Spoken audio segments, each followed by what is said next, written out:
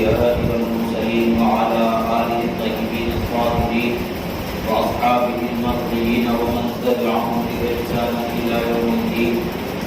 أما بعد فقد قال الله تبارك وتعالى في القرآن المجيد والفرقان الحميد: أعوذ بالله من الشيطان الرجيم. بسم الله الرحمن الرحيم. وإذ أخذ الله ميثاق النبيين لما آتيتكم من كتاب وحكمة ثم جاءكم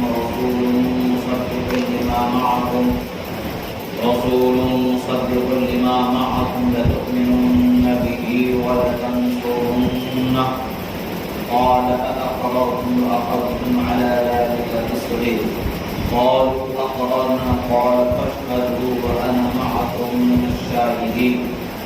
صدق الله مولانا العظيم وصدق رسوله النبي الأمين الكريم ونحن على ذلك لمن الشاهدين والشاكرين والحمد لله رب العالمين.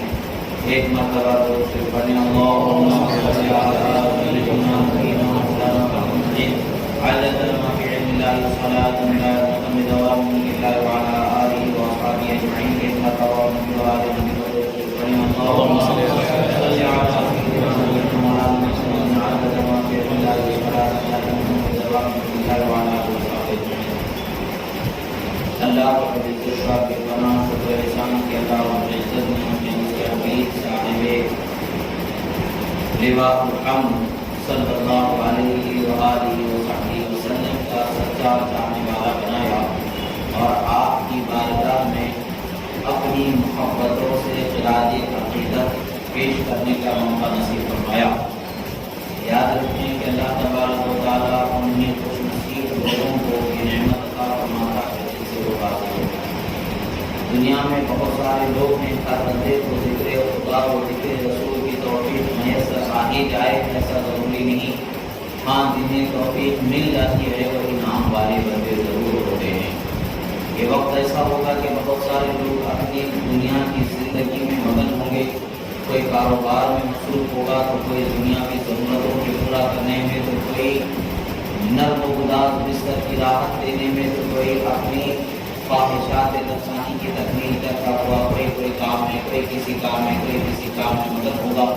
کچھ وہ ہوں گے جو اس کے ضروریات کے لحاظ سے کرنا اس کے لیے کوئی گناہ کا کام نہیں ہوگا بلکہ کچھ ضروری ہوں گے. مگر کچھ وہ کام ہوں گے کہ جس کے کرنا گناہ ہوگا، جیسے گانا بجانا سننا بے وجہ کے وقت کو فون وغیرہ کے ساتھ لہو و لعب کے ساتھ گانے بجانے ڈاکے کے ساتھ گزار دینا.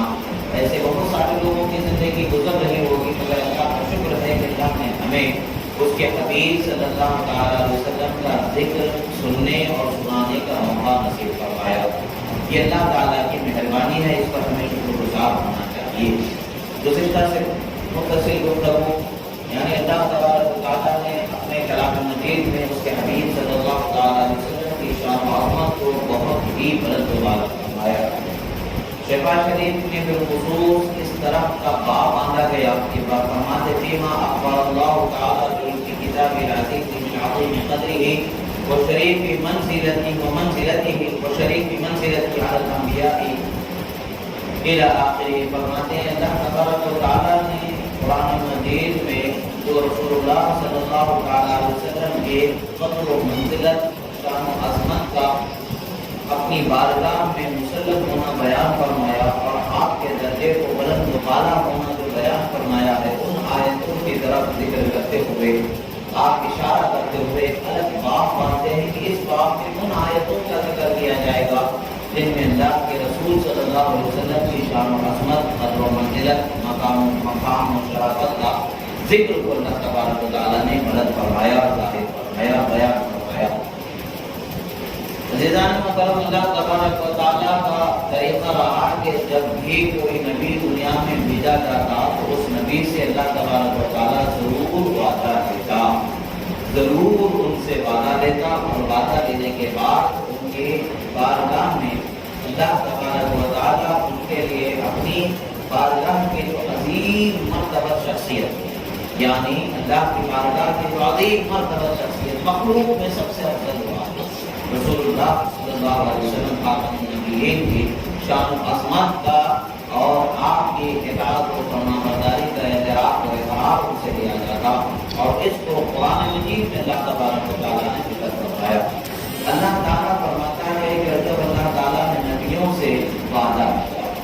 یہاں پر ایک بات ہمیں سمجھ میں آتی ہے کہ اللہ تبارک و تعالیٰ کا وعدہ لینا انبیاء کرام سے، جب میں نے تمہیں کتاب و حکمت عطا فرمایا ہے تو سنو یاد رکھو کہ تمہارے درمیان کے آخری رسول جو سب سے محبوب و پیارے ہیں، میرے محبوب کو تمہارے درمیان بھیجا جائے گا، اور اگر تم ان کا زمانہ پا جاؤ تو تمہارے لیے ضروری ہوگا کہ ان پر ایمان لاؤ اور ان کی فرما برداری کرو، یعنی بفانگ ظہر بزبان ظاہر، یہاں تو ایمان لائے ہوئے بھی ہو، وہاں پر بھی تمہیں یہ کہنا ہوگا کہ میں یہ آخری رسول صلی اللہ علیہ وسلم پر ایمان لائے گا۔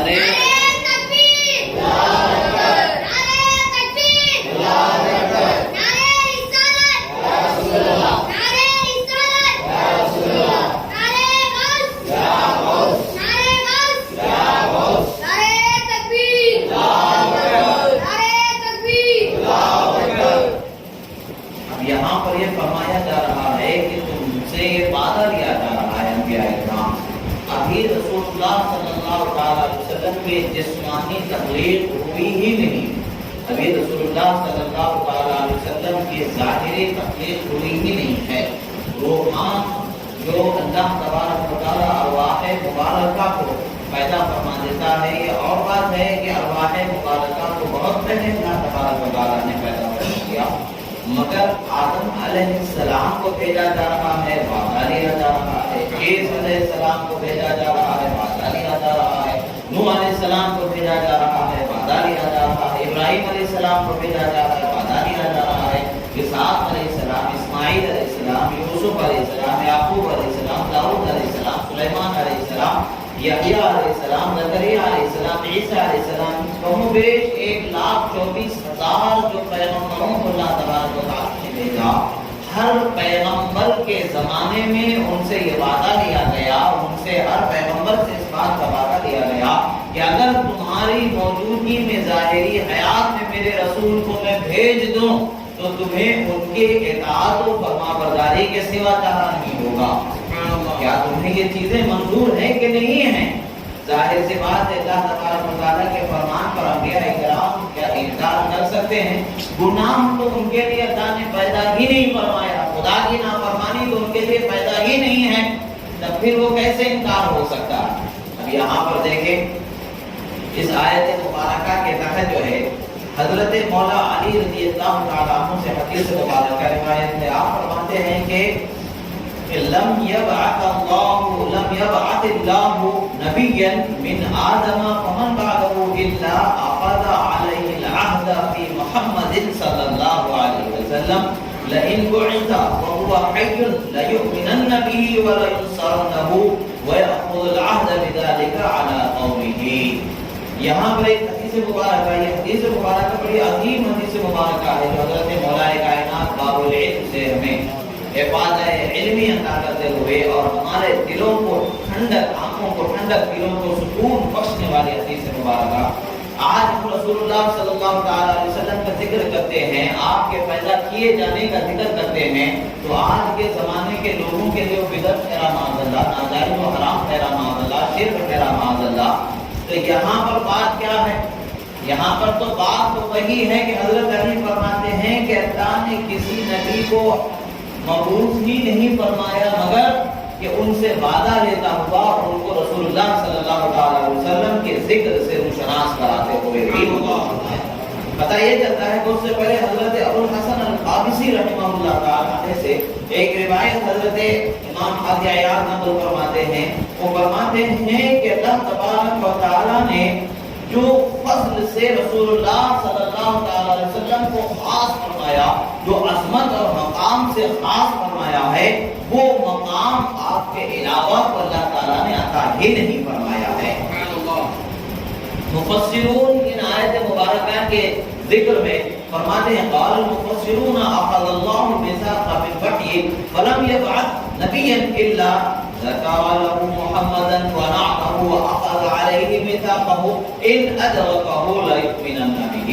فرماتے ہیں کہ اللہ تبارک و تعالی نے انبیاء کرام سے جو وعدہ لیا ہے اس کی کیفیات جدا جدا مفسرین نے فرمایا۔ اب امام قابسی علیہ رحمۃ اللہ فرماتے ہیں کہ وحی کے ذریعے اللہ تبارک و تعالی نے ان سے وعدہ فرمایا.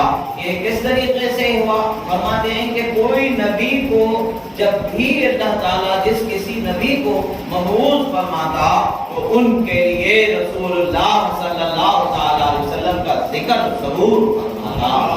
ان کے سامنے ان کا ذکر کیا جاتا، ان کے اوصاف کو بیان کیا جاتا، ان کی صفت کو بیان کیا جاتا، ان کے حلیے کو بیان کیا جاتا، ان کے پہچان، اخلاق، کردار کو بیان فرمایا جاتا اور ان سے وعدہ لیا جاتا کہ اگر یہ نبی ان کا زمانہ پالیں، یعنی رسول اللہ صلی اللہ علیہ وسلم کا زمانہ پالیں، تو ان پر ضروری ہوگا کہ وہ رسول اللہ کی اطاعت و فرمان برداری کریں اور اپنی قوم کو حکم دیں کہ اب تک میں تمہیں جس بات کا حکم دیتا تھا اب رسول اللہ تمہیں اس بات کا حکم دیں گے. جس طرح سے تمہیں میری اطاعت حیثیت نبی واجب ہے، اب ان کی اطاعت تم پر واجب ہو جائے گی. یعنی رسول اللہ صلی اللہ علیہ وسلم جب بھی آئیں گے، آپ کی شریعت آپ کے پہلے آنے والے پیغمبروں کی شریعت کو روک کر کے منسوخ کر دے کر کے آپ پر جو شریعت احکام اللہ تعالیٰ نازل فرمائے گا اسی احکام پر تمام لوگوں کو چلنا لازم اور ضروری ہوگا. اب انبیاء کرام بھی ان کی شریعت پر نہیں بلا سکتے ہیں، ان کو بلانا بھی ہے تو رسول اللہ کی شریعت بھی انہیں بلانا ہے. اب کلمہ بھی پڑھانا ہے تو رسول اللہ صلی اللہ علیہ وسلم کا کلمہ بھی پڑھانا ہے. ہر مومن کے لیے ضروری ہے کہ تمام انبیاء کرام پر ایمان رکھے، ہر نبی کو خدا کا نبی ہی جانے. مگر جس نبی کے زمانے میں بھی ہمارے نبی آ جاتے تو سوائے ان کی اطاعت اور ان کی شریعت کی تابعداری کے کوئی راستہ ہی نہیں بچتا تھا. اب یہاں پر پتہ چلتا ہے کہ نبی کا ذکر کیا جانا، نبی کا وصف بیان ہونا، نبی کے اخلاق، کردار، سیرت، شان، ان کی نشانیاں، ان کی پہچان بتانا، یہ ہر زمانے میں ہوتا ہے کہ نہیں ہوتا ہے؟ 1,24,000 پیغمبروں کا جو زمانہ ہے کہوں گے ہر زمانے میں یہ ہوتا آیا ہے.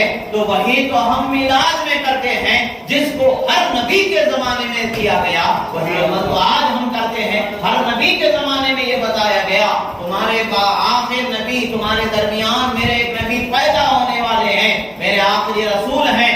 اگر تم ان کے زمانے میں رہ جاؤ، ان کا زمانہ پا جاؤ تو تمہیں بھی ان پر ایمان رکھنا ہے اور اپنی قوم کو بھی ان کے تابع فرمان کرنا ہے. اور رسول اللہ کی شان و عظمت کو بتایا گیا ہے، آپ کے اوصاف کو بتایا گیا ہے. آج ہم میلاد میں کرتے وہی ہیں جو خدا نے 1,24,000 پیغمبروں کے زمانے میں ہر پیغمبر کو جو چیز بتائی آج وہی ہم یہاں پر بیان کرتے ہیں. رسول اللہ کو بھیجا جانے والا تھا تو بھیجا جانے سے پہلے ہی ان کے بھیجے جانے کا ذکر کیا گیا. ہم یہی کہتے ہیں کہ رسول اللہ کو بھیجا گیا اور ان کی شان کو اللہ نے بلند و بالا بیان فرمایا. تو یہ بدعت کیسے ہو گیا؟ یہ بدعت کیسے ہو گیا؟ ہم اس زمانے میں آ کر کے ذکر کر رہے ہیں، مگر جس زمانہ بھی ہو، جو زمانہ بھی ہو، کوئی زمانہ ان کے ذکر سے خالی نہیں ہوا. کوئی زمانے میں ان کے پیدا کیے جانے کا ذکر نہ ہوا ایسا ہے ہی نہیں، بلکہ ہر زمانے میں رسول اللہ کے میلاد کا ذکر ہوتا رہا.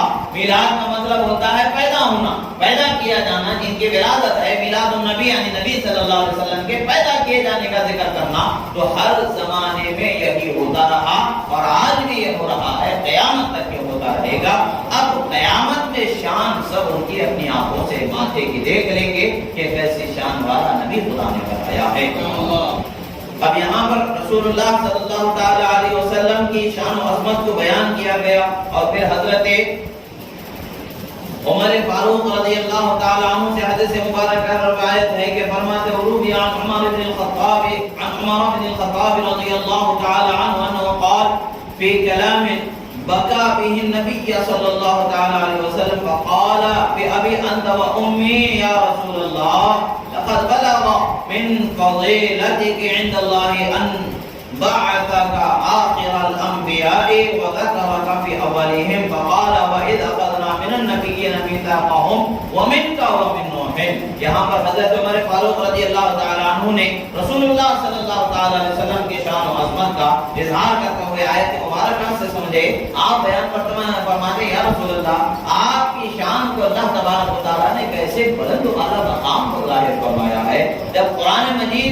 حضرت نوح علیہ السلام کا ذکر ہو رہا ہے، ابراہیم علیہ السلام کا ذکر ہو رہا ہے، موسیٰ علیہ السلام کا ذکر ہو رہا ہے، عیسیٰ علیہ السلام کا ذکر ہو رہا ہے، جبکہ یہ سارے انبیاء کرام آپ سے پہلے آنے والے ہیں، مگر ان کے ذکر سے پہلے اس آیت میں خدا تعالیٰ تمہارا ذکر آپ کا ذکر فرما رہا ہے۔ اگرچہ دنیا میں مبعوث کیے جانے میں، بھیجے جانے میں آپ سب سے آخر میں آنے والے ہیں، مگر آپ کا ذکر سب سے پہلے تعالیٰ فرما رہا ہے۔ تو وہی سب سے پہلے جن کے ذکر کو خدا نے فرمایا، وہی ذکر تو ہم آج کرتے ہیں، کوئی نیا کام تھوڑی کرتے ہیں۔ نبی کا ذکر کرنا اگر ناجائز ٹھہر جائے تو پھر کس کا ذکر کیا جانا؟ کس کا ذکر کیا جانا؟ نبی کا ذکر کرنا اگر بدعت ٹھہر جائے تو پھر ذکر کس کا کرنا؟ نبی کا ذکر کرنا اگر بدعت ہو جائے تو پھر ذکر کس کا کیا جانا؟ کون سا وہ ذکر ہے جو آپ کی نظر میں بدعت ہے؟ کیا اپنا ذکر کرنا بدعت ہے؟ اپنا ذکر کرنا بدعت نہیں ہے۔ حق کی بات تو یہ ہے، خدا و رسول کا ذکر کہیں بھی کبھی بھی بدعت ہی نہیں ہے۔ خدا و رسول کا ذکر کیا جانا یہ اللہ تبارک و تعالیٰ کو مطلوب ہے، وہی ہمارے پیدا کیے جانے کا مقصود ہے۔ خدا کی وحدانیت کا اقرار کرنا اور اس کے رسولوں کے رسول ہونے کا، نبیوں کے نبی ہونے کا اقرار کرنا، ایمان لانا، ہمارے پیدا کیے جانے کا مقصد یہی ہے کہ اللہ کے حکم کی فرما برداری کرنا، اس پر ایمان لانا، اس کے رسولوں پر ایمان لانا، اس کی کتابوں پر ایمان لانا، یہی تو ہمارے پیدا کیے جانے کا مقصد ہے۔ کوئی اور مقصد ہے؟ کوئی مقصد ہی نہیں ہے۔ ہم جب اسی کا اظہار کرتے ہیں تو آج یہ بدعت ایسا نہیں ہوتا تھا، ویسا نہیں ہوتا تھا۔ آج جو واٹس ایپ کے ذریعے دین کی تعلیم کو عام کرنے کی کوششیں کی جا رہی ہیں، یا کتابوں کو چھاپ کر کے جو عام کیا جا رہا ہے، یا اور طریقہ جو اختیار کیا جا رہا ہے، کیا یہ سب بدعت میں سے نہیں ہے؟ بے شک سبھی بدعتوں میں سے۔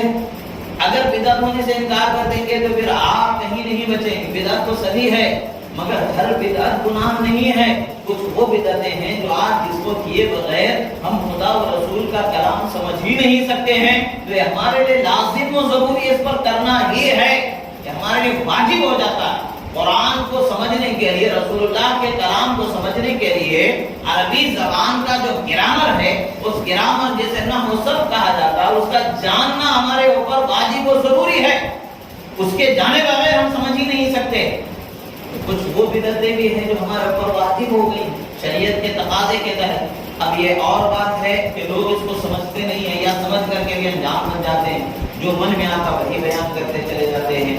اللہ کے رسول صلی اللہ تعالی علیہ وسلم فرماتے ہیں، میں کو قال قتادہ رضی اللہ تعالی عنہ ان نبی صلی اللہ علیہ وسلم قال، نبی صلی اللہ تعالی علیہ وسلم نے ارشاد فرمایا، كنت اول الانبیاء فی الخلق وآخرهم فی البعث فلذلك وقع ذکره مقدما هنا قبل نوح وغیرهم۔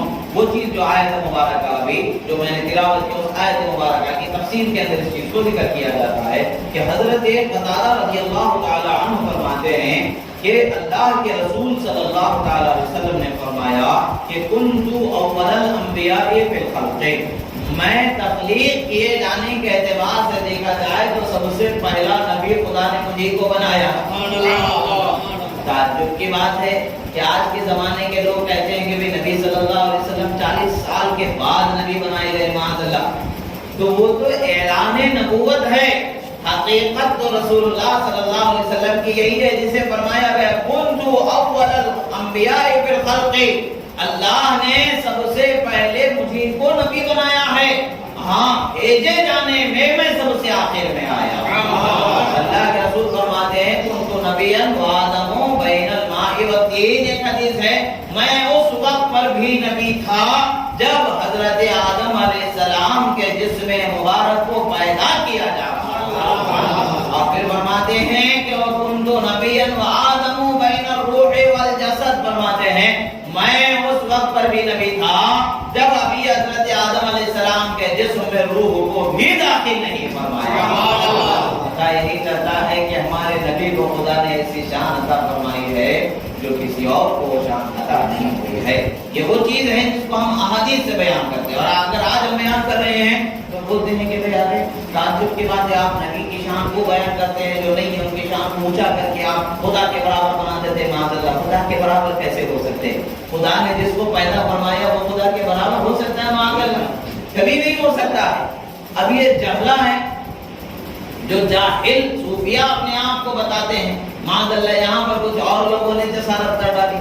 माज़अल्लाह सत्वार, माज़अल्लाह कुफ्र बका। उन्होंने क्या कहा कि खुदा की उम्र माज़अल्लाह रसूलुल्लाह सल्लल्लाहु अलैहि वसल्लम से 2 साल छोटी है। माज़अल्लाह सल्वार, माज़अल्लाह, ये तो सरासर खुला कुफ्र है। मखलूक खुदा कभी बराबर भी नहीं हो सकते। तो क्या बताना चाहे? खालिक कौन है, मखलूक कौन है, कुछ पता भी चल रहा है कि नहीं पता चल रहा? माज़अल्लाह सत्वार, माज़अल्लाह, जो मन में आया वो तसव्वुफ की बोली बता देंगे। इसीलिए तो ऐसे लोगों के लिए इमाम मालिक का कौल है कि वो ज़िंदीक़ होते हैं, और ये तो खुदा कुफ्र बता गया है। ऐसा बकने वाला, ऐसा बोलने वाला इस्लाम में कहाँ बाकी बचेगा? इस्लाम से क्या रिश्ता उसका बाकी बचेगा? माज़अल्लाह, अल्लाह तबारक व तआला सबका खालिक है। अल्लाह के लिए ना इब्तिदा है, ना इंतहा है, ना शुरू है, ना खत्म है, ना उम्र है, ना उसका कोई वक्त मुतय्यन कर सकते हैं। सब कुछ अल्लाह ने पैदा फरमाया है। ये वक्त, उम्र वगैरह ये सब मखलूक में अल्लाह की पैदा की हुई है, और मखलूक में अल्लाह ने सबसे अज़मत वाला उसके हबीब को बनाया है, शान वाला उसके हबीब को बनाया है। ये असल हकीकत है। हम तो खुदा की वहदानियत और रसूल की रिसालत का बयान फरमाते हैं, और रसूल की अब्दियत का जिक्र करते हैं। रसूल को उलूहियत के मकाम पर नहीं पहुंचाया जाता है। रसूल खुदा नहीं हो सकते हैं। हाँ, खुदा के बरगुज़ीदा बंदे हैं, खुदा के महबूब बंदे हैं, खुदा की बारगाह के सबसे मुअज़्ज़म बंदे हैं। और मखलूक खुदा में आपसे बेहतर किसी को खुदा ने बनाया ही नहीं है। सबसे अजीम, सबसे बरतर, सबसे बेहतर, सबसे शान वाला खुदा ने अपने हबीब सल्लल्लाहु अलैहि वसल्लम ही को बनाया है। इसी तरीके से यही फरमाते हैं कि नबी सल्लल्लाहु अलैहि वसल्लम को अल्लाह तबारक व तआला ने सबसे पहले खल्क, तख्लीक के एतबार से देखा जाए तो आपके वो आलम अरवाह में जो शान अल्लाह ताला ने आपको अता फरमाई, उस शान को अगर देखा जाए तो हम कोई अंदाजा ही नहीं लगा सकते कितनी अजमत वाली शान अल्लाह तबारक व तआला ने आपको अता फरमाई है। और आपको अल्लाह ताला की बारगाह में कुर्ब खास मयस्सर रहा कि जिसका कोई अंदाजा ही नहीं लगाया जा सकता। अज़ीज़ान मोहतरम, अल्लाह के रसूल सल्लल्लाहु अलैहि वसल्लम की शान को जब अल्लाह तबारक व तआला कुरान मजीद में बयान फरमाता है, और एक छोटी सी चीज देखें कि अल्लाह तबारक व तआला तमाम अंबिया किराम के नाम लेकर के कुरान मजीद में बयान फरमा रहा है। सुभान अल्लाह, सबको नाम लेकर के मुखातब फरमा रहा है। अल्लाह ताला सबको नाम लेकर के मुखातब फरमा रहा है। मगर जब रसूलुल्लाह सल्लल्लाहु अलैहि वसल्लम की बात आ रही है तो आपको मुखातब फरमा रहा है, तो आपके खिताब का ही अंदाज अल्लाह ताला अलग इख्तियार फरमा रहा है। फरमाता है या अय्युहन नबी, ऐ अल्लाह के नबी। अल्लाह ताला ने आपकी जो फजीलत, जो खुसूसियत, जो शान आपके लिए रखी है, उस शान के साथ ही आपका जिक्र फरमा रहा है। फिर फरमाया या अय्युहर रसूल, ऐ अल्लाह के रसूल, ऐ अल्लाह के नबी। अल्लाह तबारक व तआला इसी तरीके से आपको खिताब फरमा रहा है। और फिर फरमाते हैं, हजरत इमाम समरकंदी रहमतुल्लाह ताला अलैहि फरमाते हैं कि जो आयात मुबारका में व इन मिन शिअतिहि इब्राहीम फरमाया अन्नल हा आइदतुन अला मुहम्मद सल्लल्लाहु अलैहि वसल्लम, फरमाते हैं ऐ इन मिन शिअति मुहम्मद इब्राहीम ऐ अला दीनिही व मिनहाजिही। फरमाते हैं रसूलुल्लाह सल्लल्लाहु अलैहि वसल्लम के मददगार अल्लाह तबारक व तआला ने कैसे कैसे हस्तियों को मुकर्रर फरमाया। यहाँ पर जो आयत मुबारका में है कि उनके मददगार इब्राहीम हैं, तो किसके मददगार हैं? यहाँ पर फरमाते रसूलुल्लाह के मददगार। अल्लाह के रसूल सल्लल्लाहु अलैहि वसल्लम की शान है कि मददगार होना अंबिया इकराम को इनके लिए खास फरमाया है। अल्लाह तबारक व तआला ने जो फरमाया है वलतंसुरुन्ना, जो कुरान मजीद में अल्लाह ने फरमाया कि आप उनके मददगार होंगे, सारे अंबिया से वादा लिया गया है। और अल्लाह तबारक व तआला ने हजरत इब्राहीम अलैहिस्सलाम के हक में अल्लाह तबारक व तआला ने ऐलान फरमाया। और फिर रसूलुल्लाह सल्लल्लाहु अलैहि वसल्लम की ज़ात मुबारका ऐसी ज़ात मुबारका है कि रसूलुल्लाह सल्लल्लाहु अलैहि वसल्लम ने जब तक के دنیا میں اپنی حیات ظاہری اللہ تعالیٰ نے ان کی رکھی اور سرکار صلی اللہ تعالیٰ علیہ وسلم کی ذات کو اللہ تبارک و تعالیٰ نے امان بنا دیا ہے. فرماتا ہے وما کان اللہ لیعذبہم وانت فیہم. یہ آیت مبارکہ کہ اے اللہ کے رسول اللہ تبارک و تعالیٰ کو یہ زیب نہیں دیتا کہ ان پر عذاب نازل کر دیا جائے. آپ ان میں موجود ہو ان پر عذاب نازل کر دیا جائے. اللہ کو زیب نہیں دیتا ہے. اللہ نہیں چاہتا ہے کہ آپ کی موجودگی میں ان پر عذاب نازل کیا جائے. پتہ یہی چلتا ہے کہ رسول اللہ صلی اللہ علیہ وسلم کا وجود ہمارے لیے عذاب سے امان کا سبب ہے. سرکار صلی اللہ تعالیٰ علیہ وسلم کی شان و عظمت کو اللہ تبارک و تعالیٰ نے بہت ہی بلند و بالا فرمایا ہے اور آپ کی شان و عظمت کا ذکر قرآن میں احادیث میں بے پناہ ضرور آیا ہے مگر اللہ کے رسول صلی اللہ تعالیٰ علیہ وسلم کی شان کا حق تو وہی ادا کر سکتا ہے جس کو اللہ تعالیٰ اس کی سمجھ عطا فرمائے. اور رسول اللہ صلی اللہ تعالیٰ علیہ وسلم کے جسم مبارک کو اللہ تبارک و تعالیٰ نے جو مقام و خاصیت جو ان کے لیے عطا فرمائی ہے اور ان سے خاص جو ان کی شان اللہ تبارک و تعالیٰ نے فرمائی ہے وہ شان کے متعلق سے حضرت امام قاضی عیاض علیہ رحمۃ اللہ رضوان فرماتے فی نظافتہ و طیب فصل فی نظافتہ و طیب ریقہ و عنقہ و دمہ فرماتے ہیں. یہاں پر یہ بات یہ ہوتی ہے کہ ہم رسول اللہ صلی اللہ علیہ وسلم کی ذات سے نسبت رکھنے والی کسی چیز سے اگر ہم ادب کے ساتھ محبت کے ساتھ احترام کے ساتھ پیش آتے ہیں تو اس پر جو ہے لوگوں کو پریشانی شروع ہو جاتی ہے کہ رسول اللہ صلی اللہ علیہ وسلم کے ساتھ آپ ایسا کیسا کر رہے. خدا کی تعظیم کرنا شرک ہو جاتا ہے. معذرت نہ جانے کیسے کیسی باتیں ہو جاتی ہیں. یہاں پر دیکھیں کہ حضرت رسول اللہ صلی اللہ تعالیٰ علیہ وسلم کی شان و عظمت کو آپ دیکھیں کس طریقے سے اللہ تبارک و تعالیٰ نے بلند و بالا فرمایا ہے اور کتنا اونچا مقام اللہ تبارک و تعالیٰ نے عطا فرمایا ہے. رسول اللہ صلی اللہ تعالیٰ علیہ وسلم کی شان کو اس قدر بلند و بالا فرمایا ہے کہ رسول اللہ صلی اللہ تعالیٰ علیہ وسلم کی شان و عظمت کا اور آپ کے اوصاف حمیدہ کا اور آپ کے جسم سے تعلق رکھنے والی ہر چیز کا ہم اندازہ ہی نہیں لگا سکتے کہ کتنی شان اللہ تبارک و تعالیٰ نے اس کو عطا فرمایا ہے.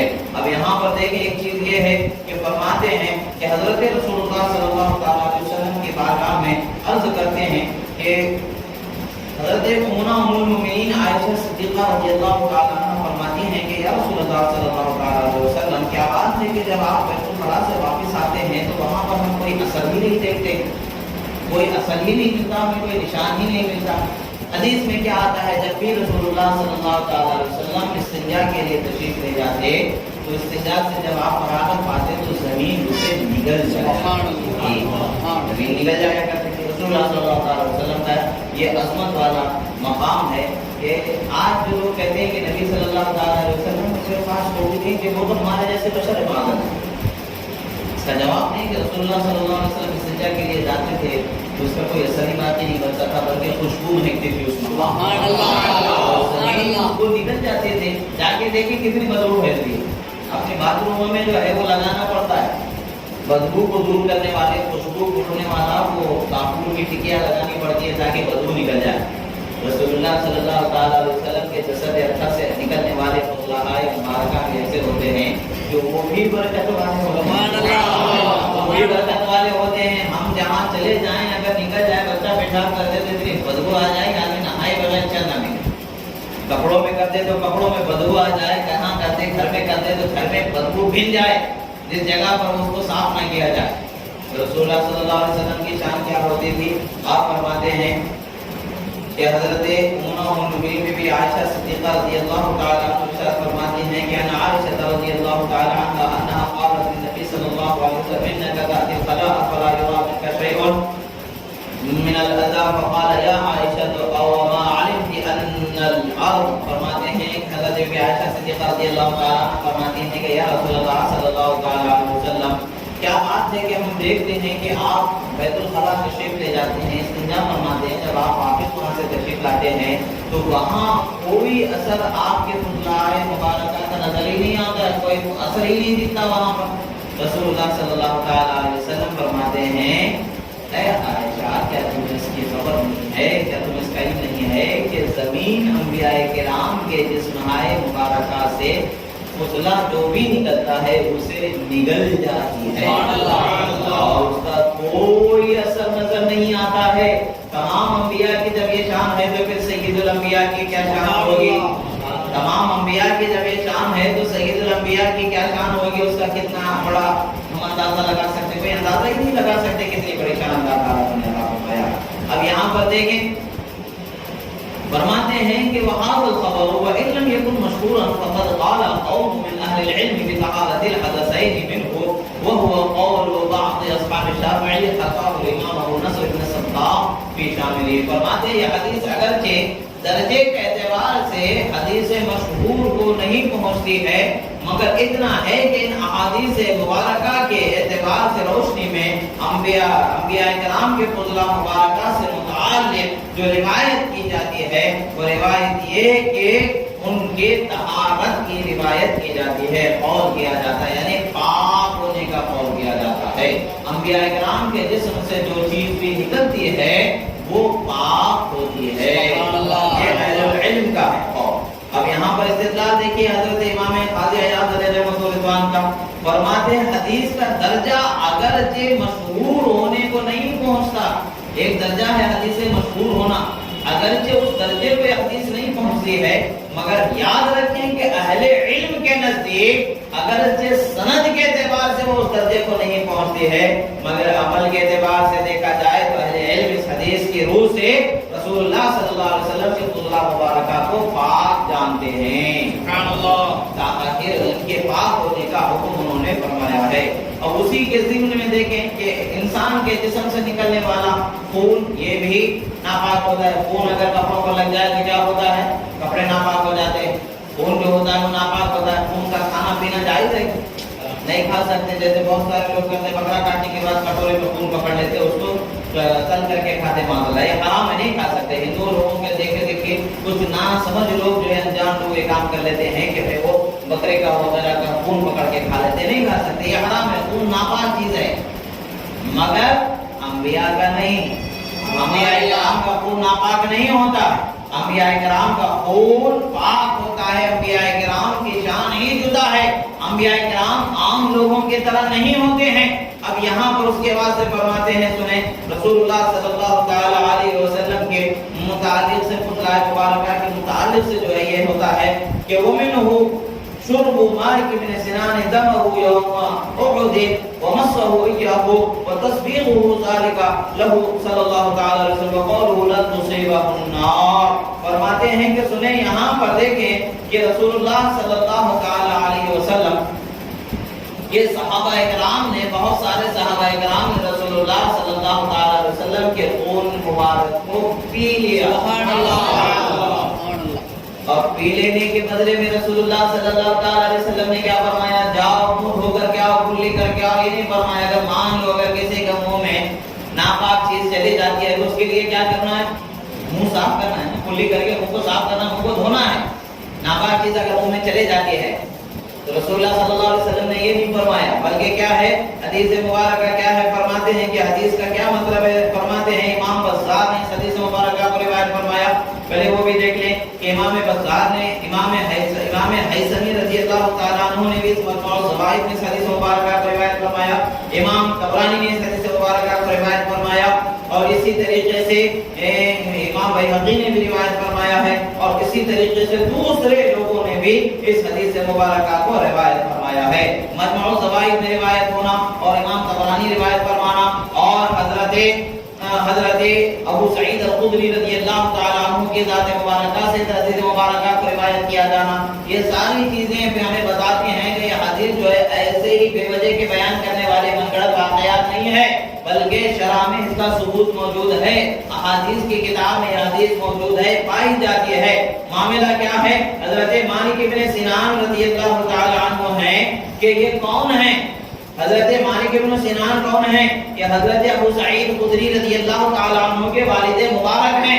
آپ کیا ہوتا ہے، جنگ احد کا موقع ہے، رسول اللہ صلی اللہ تعالیٰ علیہ وسلم کے جسد مبارک پر کچھ زخم آ جاتے ہیں، رسول اللہ صلی اللہ تعالیٰ علیہ وسلم کے جسد مبارک پر زخم آ جانے کو وہ خون جب نکل رہا تھا تو انہوں نے اپنے منہ سے اس کو چوس لیا اور خون کو زمین پر گرنے نہیں دیا۔ اب رسول اللہ صلی اللہ تعالیٰ علیہ وسلم نے کیا فرمانا تھا، جب خون کو ناپاک و حرام ہوتا ہے، جب وہ ہمارے جیسے بشر ہیں، معاذ اللہ، جب وہ ہمارے جیسے بشر ہے تو ہمارا خون تو ناپاک ہوتا ہے، رسول اللہ اللہ صلی اللہ تعالی علیہ وسلم کا خون بھی ناپاک ہونا چاہیے نا. پینے والے کو جو ہے قے کر دینا چاہیے, نکال دینا چاہیے, اگل دینا چاہیے, دھوپ دینا چاہیے, منہ دھو دینا چاہیے, کم سے کم ڈانٹ دیا جانا چاہیے. نہیں, ایسا نہیں کرنا چاہیے تم کو, یہ غلط ہے, تمہیں مت کرو, ایسا تو کہنا چاہیے تھا. کچھ نہیں فرمایا رسول اللہ صلی اللہ تعالی علیہ وسلم نے ایسا, بلکہ کیا فرمایا, اور سرکار فرما دے لن تصیبہم النار, فرمایا کہ تم نے میرا خون پی لیا ہے, اب تمہیں کبھی جہنم کی آگ جلا ہی نہیں.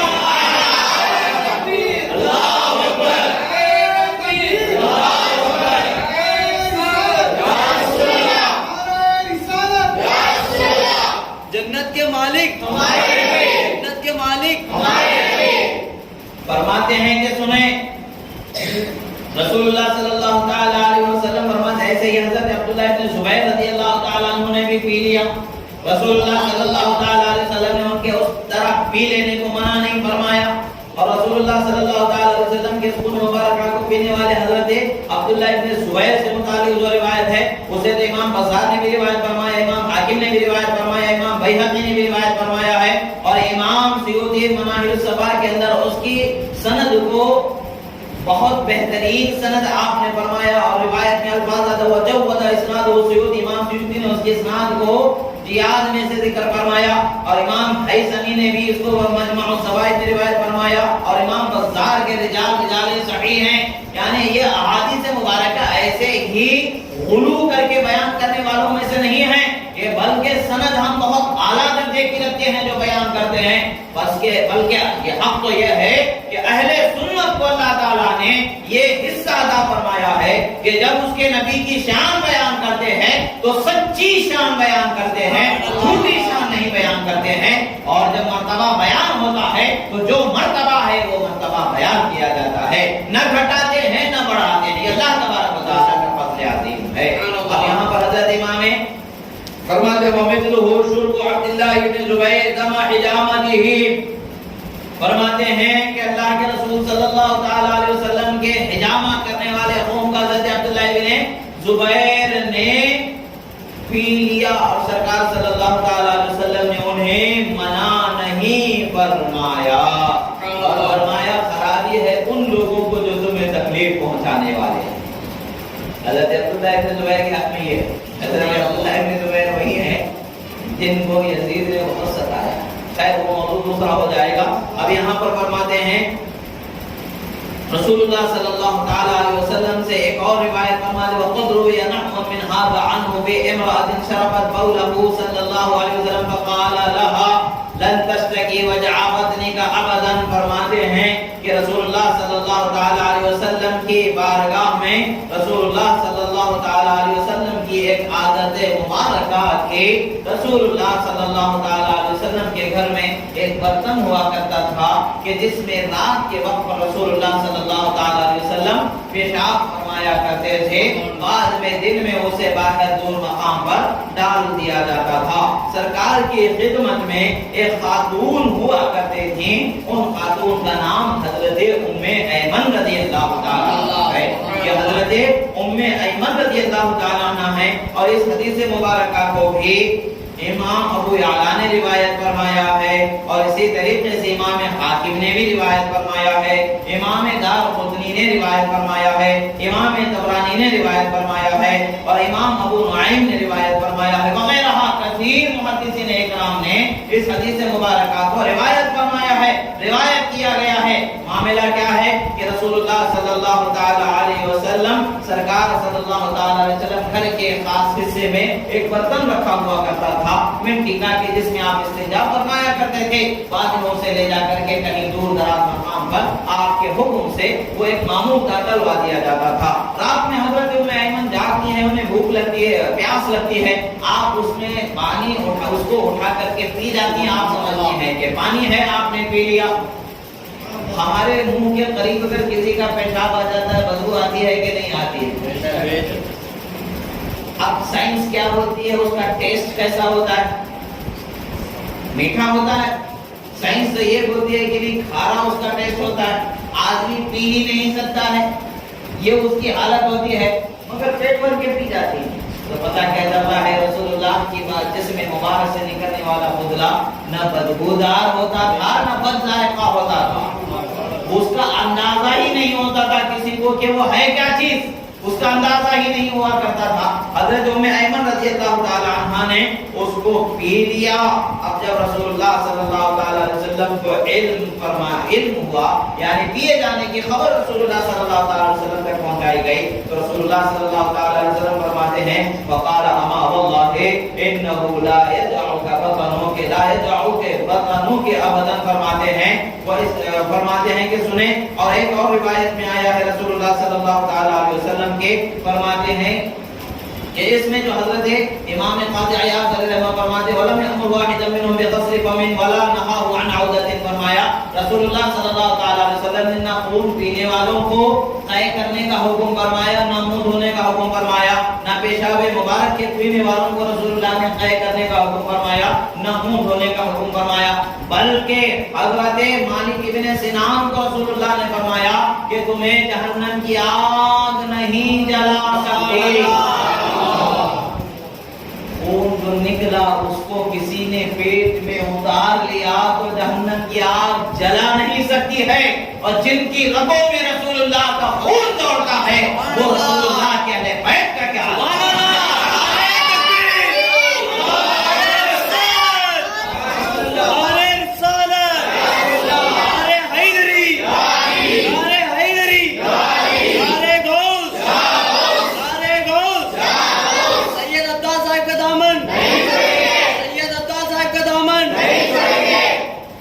یہاں پر رسول اللہ صلی اللہ تعالی علیہ وسلم کی خدمت میں اس طرح کا واقعہ پیش آنے والی صرف تنہا ایک عورت نہیں ہے، بلکہ حضرت ام ایمن سے بھی ایک روایت مبارکہ ہے۔ اسی طریقے سے ایک اور خادمہ تھی جن کا نام برکہ تھا، انہوں نے بھی پی لیا۔ اسی طریقے سے ام یوسف نے بھی اس کو پی لیا۔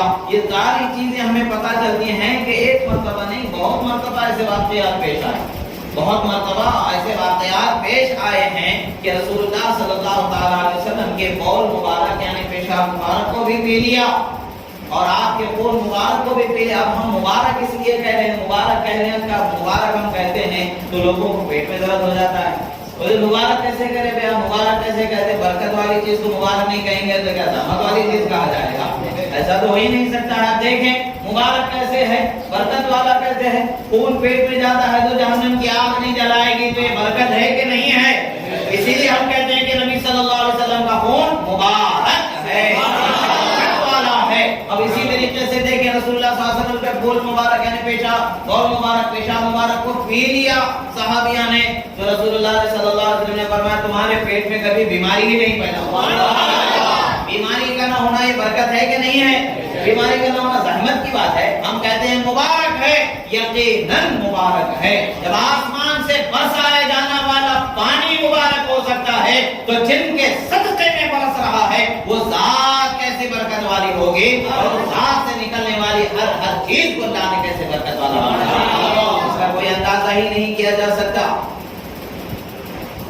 رسول اللہ صلی اللہ تعالی علیہ وسلم نے انہیں منع نہیں فرمایا، رسول اللہ صلی اللہ تعالی علیہ وسلم نے بلکہ ان کے لیے رسول اللہ صلی اللہ تعالی علیہ وسلم نے شان و عظمت کا ذکر فرمایا۔ اسی طریقے سے مسلم شریف کی حدیث سے رسول اللہ صلی اللہ تعالی علیہ وسلم تشریف فرما ہے، رسول اللہ صلی اللہ تعالی علیہ وسلم تشریف فرما ہے، آپ آرام فرما رہے ہیں کہ آپ کے جسم مبارک سے پسینہ مبارکہ نکل رہا ہے اور آپ کے پسینے مبارکہ کو شیشی میں جمع کیا جا رہا ہے۔ حضرت ام سلیم رضی اللہ تعالی عنہ ہے، رسول اللہ صلی اللہ تعالی علیہ وسلم کے پسینے مبارکہ کو جمع فرما رہے ہیں۔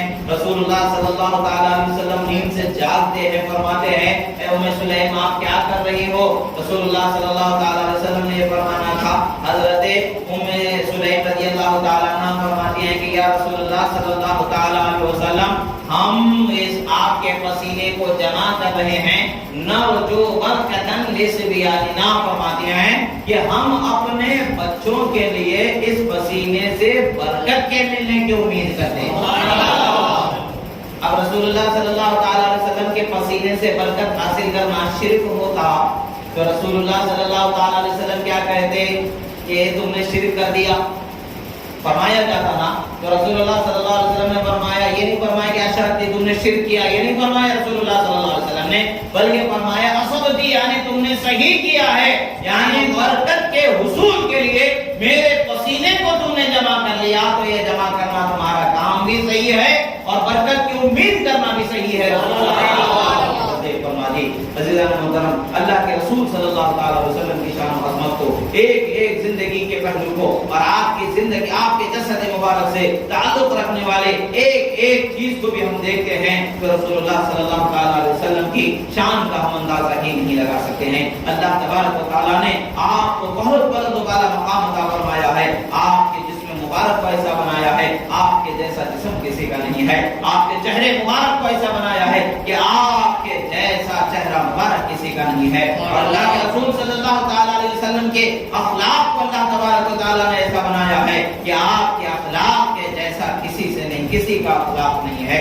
اللہ تعالیٰ نے بہت ہی شان والا بنایا ہے، ایسے بہترین اخلاق والا بنایا ہے کہ جس جیسا کوئی اخلاق ہی نہیں۔ اللہ نے قرآن مجید میں وہ پوری طریقے سے ارشاد فرمایا وَإِنَّكَ لَعَلَىٰ خُلُقٍ عَظِيمٍ، اے حبیب صلی اللہ تعالیٰ علیہ وسلم، ہم نے آپ کے اخلاق مبارکہ کو بہت ہی بلند و بالا بنایا ہے، اتنا بلند و بالا بنایا ہے کہ جس کا کوئی اندازہ ہی نہیں لگا سکتا ہے۔ اور آج اگر ہم نبی صلی اللہ تعالیٰ علیہ وسلم کی شان و عظمت کو بیان کرتے ہیں، شان و عظمت کا اظہار کرتے ہیں تو تعجب کی بات ہے کہ اس سے تکلیف ہو جاتی ہے، جبکہ ہم جتنی عظمت بیان کر رہے ہیں اس کا تو ہم نے کوئی حق ہی نہیں ادا کیا بیان عظمت کا۔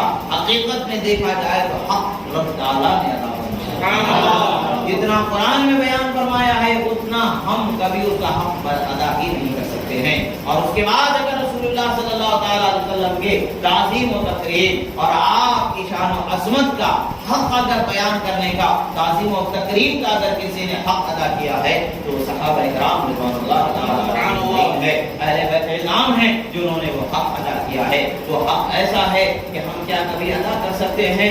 کسی نے بھی خون کو ملنا تھا تو وہ خون پی دیا گیا ہے، پیشاب مل رہا ہے تو وہ پی رہے ہیں، اور رسول اللہ صلی اللہ علیہ وسلم ناک صاف کر رہے ہیں تو اس کو لے کر کے اپنے چہروں، رسول اللہ صلی اللہ علیہ وسلم تھوک رہے ہیں اسے لے کر کے اپنے چہروں، رسول اللہ صلی اللہ علیہ وسلم وضو کر رہے ہیں، ایک قطرہ پانی کا زمین پر گرنے نہیں آ رہا ہے، بالوں پر، چہرے پر لگایا جا رہا ہے۔ یہ تعظیم و تکریم صحابہ کرام نے کیا ہے، ہم کیا تعظیم کر رہے ہیں؟ آج ہم رسول اللہ صلی اللہ علیہ وسلم کی تعظیم کو صرف بیان کر رہے ہیں تو ان کے پیٹوں میں اتنا درد ہوتا ہے کہ شرک و بدعت کے ایسے پکاریں نکلتی ہیں جیسا کہ بھئی آدمی جو ہے جیسے کرنٹ لگا کر کے شارٹ لگنے پر آدمی کے منہ سے ویسے چیخ و پکار نکلتی ہے، انگاروں میں چلتے وقت پر کیسے چیخ و پکار نکلتی ہے، ایسا لگ رہا ہے کہ ان کے زبان سے یہ شرک ہے، یہ بدعت ہے، یہ ناجائز ہے، یہ حرام ہے۔ اگر رسول اللہ صلی اللہ علیہ وسلم کا ذکر کرنا ناجائز اور حرام ہو تو پھر کس کا ذکر کرو گے؟ کیا شیطان کا ذکر کرو گے؟ کیا فرعون کا ذکر کرو گے؟ کیا فرعون کا ذکر مناؤ گے؟ کس کا کرو گے؟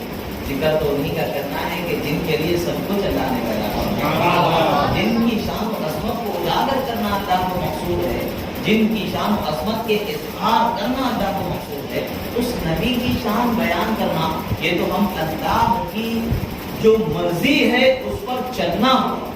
اللہ تعالیٰ فرماتے ہیں خلقت الخلق لأعرفهم کرامتک ومنزلتک عندی لولاک لما خلقت الدنیا، اے میرے حبیب میں نے سارے مخلوق کو اس لیے پیدا کیا ہے تاکہ ان کو دکھا دوں، سارے مخلوق کو بتا دوں کہ آپ کا مقام و مرتبہ میری بارگاہ میں کتنا بلند ہے۔ پیدا کیے جانے کا، ہم سب کے پیدا کیے جانے کا مقصد یہ ہے کہ ہم اپنے ماتھوں کے آنکھوں سے دیکھ لیں کہ رسول اللہ کی شان کو اللہ نے کتنا بلند و بالا فرمایا، اپنے کانوں سے سن لیں کہ رسول اللہ کی شان کو اللہ نے کتنا بلند و بالا فرمایا ہے۔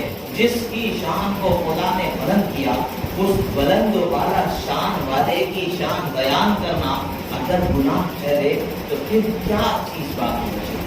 سوچنے کی بات ہے۔ رسول اللہ کا ذکر کبھی گناہ نہیں ہو سکتا۔ بدعت کا مطلب کیا ہے؟ گناہ والی بدعت، یعنی بدعت سیئہ ہم اس کو شمار کر رہے، جہنم میں لے جانے والا کام ہے۔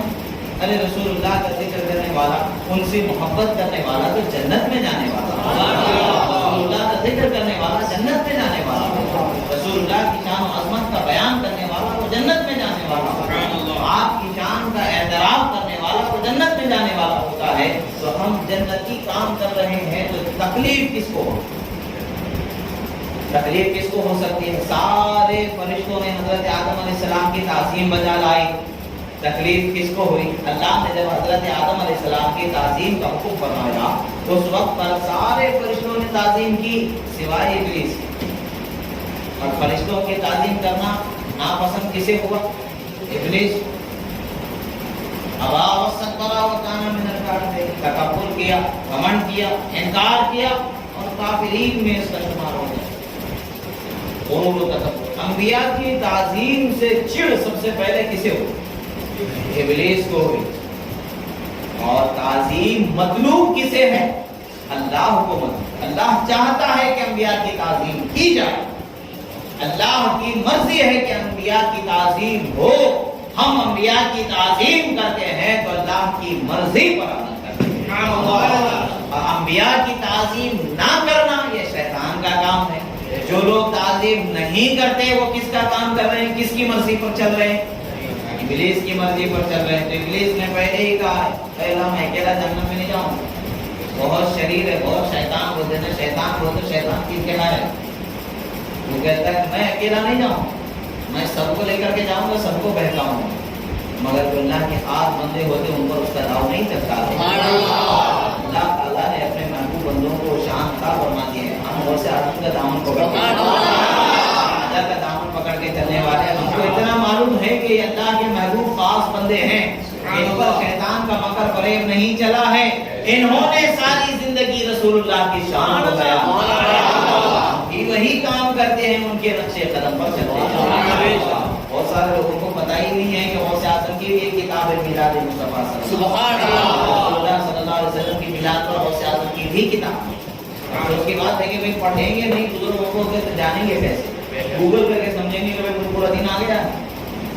حدیث کی کتنی کتابوں کو سمجھیں، ایک شفا شریف لکھی گئی تو شفا شریف کی نہ جانے کتنی شروحات، ہر شرح کی بھی نہ جانے کتنی تشریحات ہمیں ملتی، ایک حدیث یہاں ہے تو اس کی کتنے سینکڑوں اس کی تشریحات ملتے چلے جاتے ہیں۔ کیا ان سب کو جمع کیا جانا ممکن ہے؟ آسان ہے؟ نہیں ہو سکتا ہے۔ پتہ یہی چلتا ہے کہ خدا نے اس کے نبی کی شان ایسی بنائی ہے، اس کی شان کا ہم احاطہ نہیں کر سکتے، اپنی عقل و فہم سے اس کو ہم نہیں سمجھ سکتے، اس کے بیان کا حق نہیں ادا کر سکتے۔ اگر واقعی کوئی حق ادا کرتا ہے تو رب تعالیٰ ہی ہے جو کرنے والا ہے۔ اللہ نے حق ادا فرما دیا، اللہ کے رسول فرماتا ہے یعرف حقیقت الا ربی، میری حقیقت کو میرے رب کے سوا کوئی جان نہیں سکتا ہے۔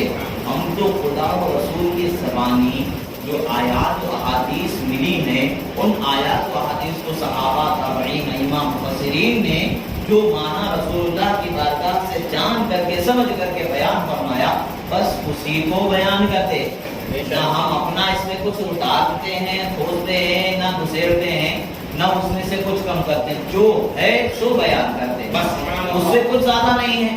ہاں سمجھانے کے لیے کلمات کا استعمال کیا جاتا ہے، عام فہم زبان میں اس کو سمجھایا جائے، اس کے لیے عام فہم زبان کو استعمال کیا جاتا ہے، بس اتنا ہی ہمارا کام ہے۔ حقیقت تو یہی ہے کہ اتنا ہی ہم بیان کرتے ہیں جتنا اللہ کو منظور ہے، جتنا قرآن و حدیث میں ہمارے علم میں جتنی چیزیں ہیں اسی کو بیان کیا جائے گا۔ ہم یہ بھی نہیں کہہ سکتے کہ ہم نے رسول اللہ صلی اللہ علیہ وسلم کی شان کو مکمل ہم نے جان لیا، اس سے کوئی جان ہی نہیں سکتا۔ جاننے والی تنہا ذات کو رسول اللہ صلی اللہ علیہ وسلم کی شان کو جاننے والی تو اللہ تعالیٰ کی ذات ہے، اس لیے کہ پیدا کرنے والا خالق ہی جانے کہ کیسی شان اللہ نے عطا فرمایا۔ ہم اتنا جانتے ہیں کہ لا يمكن ثناؤه كما كان حقه، بعد خدا بزرگ ہوئی ہم کو ان کی شان و ثنا، ان کی تعریف کے بیان کا حق ہی نہیں ادا کر سکتے جیسا کہ اس کا حق ہے۔ اتنا ہی ہم کہیں گے کہ خدا کے بعد اگر کوئی مقام والا ہے تو آپ ہی کی ذات ہے۔ محترم یاد رکھیں، آیات مبارکہ میں رسول اللہ صلی اللہ علیہ وسلم کے پیدا کیے جانے کا میلاد کا ذکر ملتا ہے، حدیث مبارکہ میں ملتا ہے، اور سب سے بڑی بات تو قرآن سے اس کا ثبوت ہے کہ ہر زمانے کے پیغمبر اپنے اپنے زمانے میں رسول اللہ کے پیدا ہونے کا ذکر کرتے ہی آئے، ان کے میلاد کا ذکر کرتے ہی آئے ہیں۔ تو بیش 1,24,000 پیغمبروں کے جو زمانہ گزرا ہے، ہر زمانے میں رسول اللہ کا میلاد ہوتا ہے، ہر زمانے میں رسول اللہ کا چرچا ہوتا ہے، ہر زمانے میں رسول اللہ کی شان و عظمت کو بیان کیا گیا ہے۔ آج اگر ہم بیان کرتے ہیں تو تکلیف کیا ہے؟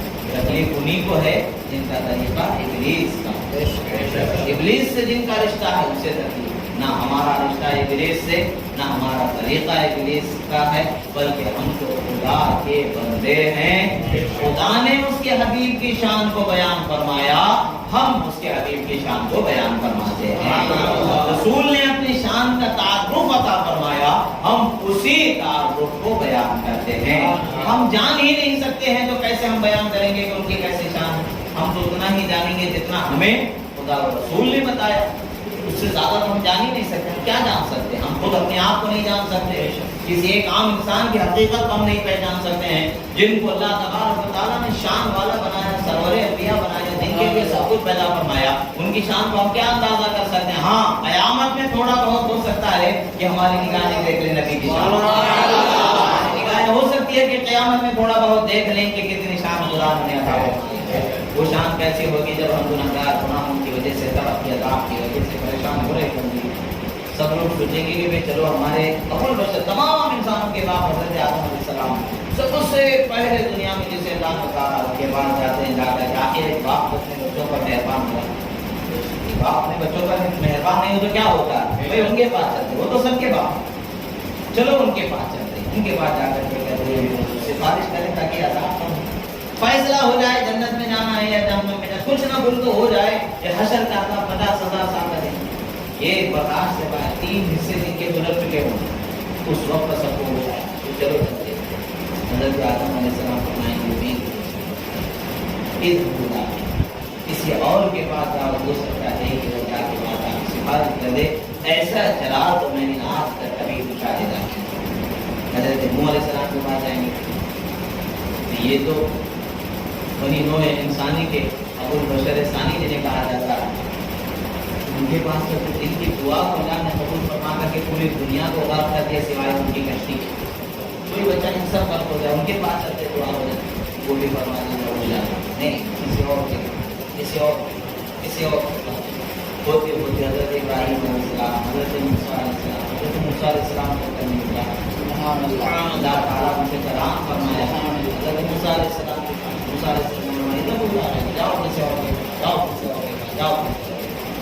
जब हज़रत ईसा अलैहिस्सलाम के पास जाएंगे तो आखिर एक हज़रत ईसा अलैहिस्सलाम फरमाएंगे इस वक्त तुम्हारे मदद सिवाय मोहम्मद रसूलुल्लाह की बात सुभान अल्लाह सब लोगों को हो जाएगा।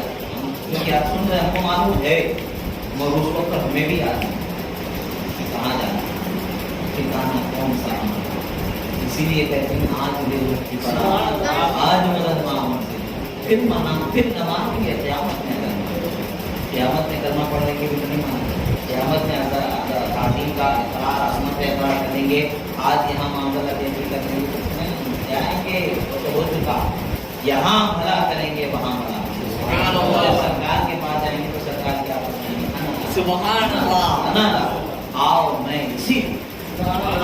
इसीलिए हूँ, मुझे तुम्हारा शफीर खुदा ने, मुझे तुम्हारा शफीर खुदा ने बनाया, मैं ही तुम्हारी सिफारिश करने वाला। जब सरकार सजदा फरमाएंगे अर्श के नीचे, इतना तवील सजदा होगा कि आखिर क़यामत ताला फरमाएगा या फरमाया जाएगा ए मेरे हबीब सर उठा लो, मांगो जो मांगना है अता कर दो, जिसकी शफाअत करना चाहो कर लो, तुम्हें शफी बना। जिसके दिल में राई के दाने के बराबर ईमान होगा ना, उसको भी जहन्नम से सके इसके निकालो, वो तो उस वक्त पता चलेगा हमको जब जहन्नम से निकाले जाएंगे, अज़ाब से बचाए जाएंगे। उनकी दुआओं के सिलसिले में जहन्नम के किनारे पहुँचते पहुँचते बचकर के जन्नत के रास्ते आएगा, तब पता चलेगा कि क्या शान वाले नबी खुदा ने बनाया है। आज हम वही शान का बयान करते हैं। इतना याद रखें कि हमें अपने औलाद को उनकी शान अज़मत से मुतारफ़ कराना है। यही मकसद है कि आज हम महावीर मिलाद का इनेकाद करते हैं, वरना तो हक ये है कि हम सारी ज़िंदगी हमारे लिए चाहिए तो यही कि हमें हर रोज़ रसूलुल्लाह सल्लल्लाहु अलैहि वसल्लम की तारीफ़ और आपके ज़िक्र और बयान करना चाहिए, आपकी मिलाद का जिक्र होना चाहिए, ताकि हमारे बच्चों को पता चले कि कोई ऐसा भी दुनिया में पैदा हुआ है कि जिसके पैदा होने पर पूरी दुनिया में गुजारा, कोई ایسی بھی ہستی ہے کہ جس کو پوری ظلمت گدے کو اللہ تبارک و تعالیٰ نے اجالا دینے والا بنا کر کے بھیجا ہے، پوری دنیا کی ظلمتوں کو دور کرنے والا جس نبی کو خدا نے بنایا ہے، اس نبی کا امتی اللہ نے ہمیں بنایا۔ یہ ہماری خوش قسمتی ہے، خوش بختی ہے کہ اللہ نے ہمیں اسلام کا بنائی ہے۔ ہمیں چاہیے کہ رسول اللہ صلی اللہ علیہ وسلم کی جیسی تعظیم کرنی چاہیے ویسے تعظیم کریں، جیسا حق ادا کرنا ہے ویسا حق ادا کریں۔ ہاں اتنا یاد رکھیں کہ تعریف کرنے کا یہ مطلب نہیں کہ معاذ اللہ خدا بنا دیا جائے یا خدا سے بڑا بنا دیا جائے، معاذ اللہ ہرگز نہیں ہو سکتا۔ ایسا بولنے والا کافر ہو جاتا ہے، اس سے اسلام کا کوئی تعلق نہیں ہوتا ہے۔ وہ بھلے دعویٰ بہت بڑا بڑا کر لے، معرفت کا نام لے لے، طریقت کا نام لے لے، ایسی معرفت اور طریقت سوائے شیطانی معرفت اور طریقت کے کچھ اور ہو ہی نہیں سکتی ہے۔ شیطان تو ایک چاہتا ہے بھٹک جائے بھٹک جائے بھٹک جائے لوگوں میں۔ اسی لیے کہتے ہیں کہ رسول اللہ صلی اللہ علیہ وسلم کی شان کو جیسا صحابہ پہلے بیت جیسا غوث و خواجہ نے بتایا ویسا ہی بتاؤ۔ اس سے زیادہ خود بتانا چاہو گے تو شیطان کا کھلونا، شیطان ایسے کھیلے گا کہ جس سے کوئی بچا نہیں سکتا ہے، بچ نہیں سکتے ہو شیطان کے مدد سے۔ اللہ تبارک و تعالیٰ سے دعا ہے جو کہا گیا سنا گیا، کہنے میں سننے میں جو غلطی ہوئی اللہ تعالیٰ سے معاف فرمائے۔ اللہ تبارک و تعالیٰ ہماری سچی بولیوں کو قبول فرمائے، ہمارے سینوں میں اس کی عقیدت کی عظمت اور محبت کو محفوظ فرمائے، جو کچھ سچ کہا گیا اسے محفوظ فرمائے، روایت کے پڑھنے میں بولنے میں بتانے میں تلاوت میں جو کچھ غلط ہوئی اللہ تعالیٰ اسے معاف فرمائے، صحیح اور سچ کہا گیا اسے ہمارے سینوں میں محفوظ فرمائے۔ اللهم ربنا آتنا في الدنيا حسنة وفي الآخرة حسنة وقنا عذاب النار۔ اللهم ربنا لا تزغ قلوبنا بعد إذ هديتنا وهب لنا من لدنك رحمة إنك أنت الوهاب۔ وصلى الله تبارك وتعالى على خير خلقه وعلى سيدنا محمد وعلى آله وصحبه أجمعين۔ الفاتحة۔